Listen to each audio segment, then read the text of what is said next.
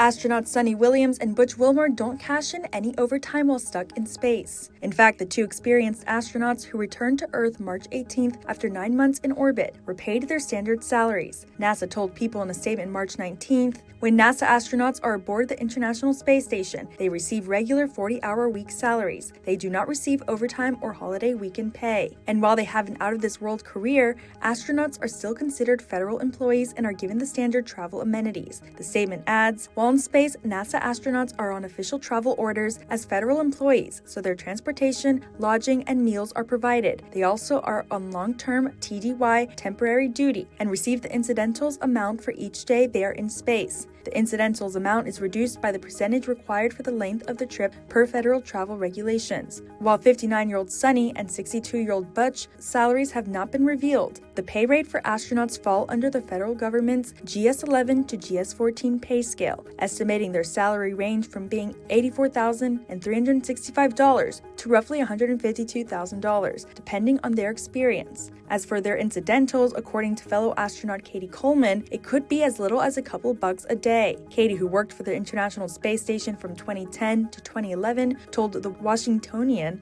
"There is some small amount of money per day for incidentals that they end up being legally obligated to pay you. For me, it was around $4 a day. If the same amount is applied to Butch and Sunny's mission, they can end up with an additional $1,144 on top of their yearly salary." Butch and Sunny, who have each clocked 3 space flights during their careers, stayed a total of 286 days longer than their intended 8-day mission. Upon the first sight of the famous space explorers as they exited the Space Dragon capsule in Florida, users were curious about the reason behind the pair being wheeled off in stretchers, a practice that's typical for those who have been in space, as they can't walk upon their return, after floating in zero gravity for an extended period of time. Former NASA senior scientist John Dewitt told Live Science, "A lot of them don't want to be brought out on a stretcher, but they're told they have to be."